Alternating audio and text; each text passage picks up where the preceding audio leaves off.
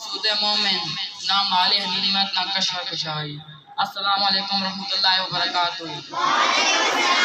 نابے والا آج کی اس پروقار تقریب میں لوگ یوم دفاع پاکستان کے حوالے سے منعقد پذیر ہے۔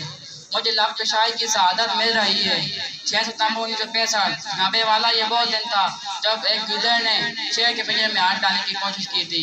نابے والا یہ وہ دن تھا جب ہمارے دشمن بھارت نے پاکستان کی سرزمین پر قبضہ کرنے کی ایک ناکام کوشش کی تھی، مگر ہمارا دشمن ایک بات بھول بیٹھا تھا کہ وہ جس ملک پر قبضہ کرنے جا رہا ہے اس ملک کی دھرتی کی حفاظت کے لیے اس کے جانفاروں کا لوگ بولتا ہے۔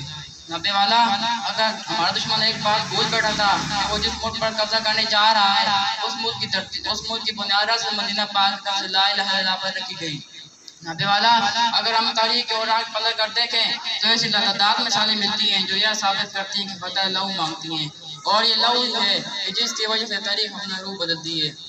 نابے والا جب کربلا کے میدان میں حضرت امام حسین نے عزیز کے آگے علم بہاوات بلند کیا اور سر جھکانے سے انکار کیا، انہوں نے یہ ثابت کیا کہ لہو بولتا ہے۔ جب ولی عہد بابر نے حق بولنے کے برداشت میں اپنی جان کا نذرانہ پیش کیا تو انہوں نے یہ ثابت کیا کہ لہو بولتا ہے۔ 1965 کی جنگ میں پاکستانی فوج نے اپنے پر بم باندھ کر چوڑا کے مقام پر ٹینکوں کا قبرستان قائم کیا تو انہوں نے یہ ثابت کیا کہ لہو بولتا ہے۔ پاک فوج کے بعد ایم عالم نے دشمن کے 5 چاروں کو ایک منٹ میں گرایا تو انہوں نے یہ ثابت کیا کہ لہو بولتا ہے۔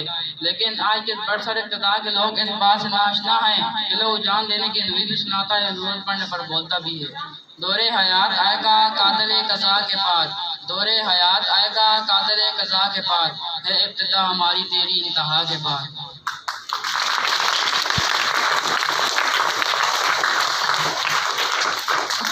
جب برما میں چھوٹے معصوم بچوں کو جلایا جاتا تھا تو دشمن ایک بات بھول جاتا ہے کہ لہو بولتا بھی ہے۔ جب فلسطین میں نوجوانوں پر زہریلی گیس پھینکی جاتی ہے تو قاتل ایک بات بھول جاتا ہے کہ لہو بولتا بھی ہے۔ جب کشمیریوں پر گولیاں برسائی جاتی ہیں تو قاتل ایک بات بھول جاتا ہے کہ لہو بھی بولتا ہے۔ قاتل میرا نشان مٹانے پہ ہے بجید، قاتل میرا نشان مٹانے پہ ہے بجید، میں بھی سینے کی نوک پہ سر چھوڑ جاؤں گا۔ لشکر کریں گے میری دلیری پہ تبصرے، لشکر کریں گے میری دلیری پہ تبصرے، مر کر بھی زندگی خبر چھوڑ جاؤں گا۔